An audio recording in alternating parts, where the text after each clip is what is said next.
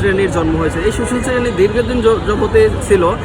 আওয়ামী লীগের আমলে তাদের সুশীলতা একরকম ছিল, এখন বর্তমানে নতুন সুশীল জন্ম হয়েছে। আপনারা দেখেন ধানমন্ডি 32 নাম্বারকে নিয়ে তাদের যে কান্নাকাটি, সেই কান্নাকাটি কিন্তু জুলাইয়ের আহত শহীদদের প্রতি তাদের ছিল না এবং নাই।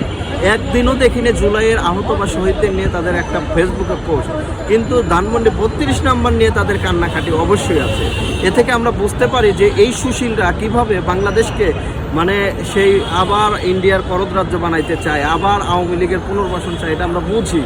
মানে আপনি যদি সত্যিই সুশীল হন, যদি সুশীলতার কারণেই যদি আপনি চান যে এই সরকার মানে ওই ধানমন্ডি 32 নাম্বার মানুষ না ভামুক, সেখানে গিয়ে মানুষ ফুল দিক, যদি সুশীলতার জন্যই চান, তাহলে ভাই জুলাইয়ের প্রতি আপনাদের কান্নাকাটি নাই কেন?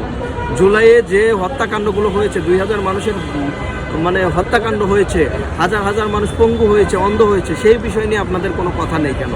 এই বিষয় নিয়ে তো তাদের ফেসবুক ঘাটে দেখবেন কোনো রকম কথা নেই। এখন ধানমন্ডি 32 নম্বরে তারা পুল দিতে যাবে, তারা বলার চেষ্টা করছে একটা নতুন বয়ান এগুলো যে শেখ মুজিব ভালো, সবাই খারাপ।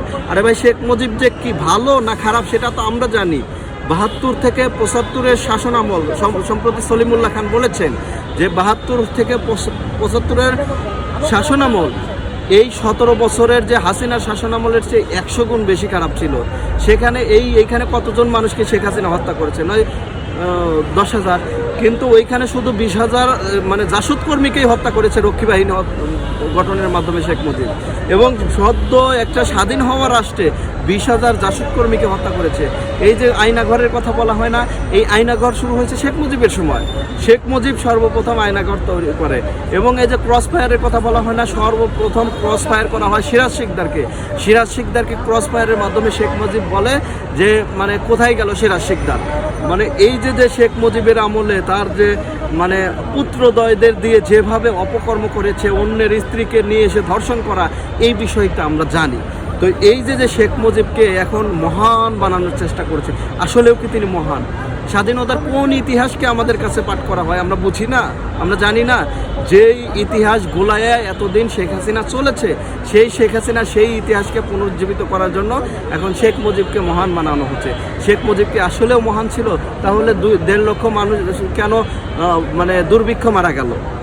তিনি কেন নির্বাচন দিলেন না? যদি একটা নির্বাচন দিতেন, বাকশাল গঠন করতেন, তৎকালীন সময় মানে হেনরি কিসেঞ্জার ছিল হচ্ছে মানে আমেরিকার রাষ্ট্রদূত। তিনি বলেছিলেন যে আপনি বাকশাল কইরেন না, তাহলে যত খাবার লাগে আমরা দিব। তো যদি ওই সময় বাকশালটা না করে, তাহলে এই যে 1.5 লাখ মানুষ না খেয়ে মারা যায় না। তো তার যে ক্ষমতার লোভের কারণে সে 1.5 লাখ মানুষকে হত্যা করলো। সেই মুজিবকে বলছেন যে মানে আমাদের আইডল, সেই মুজিবের বাড়ি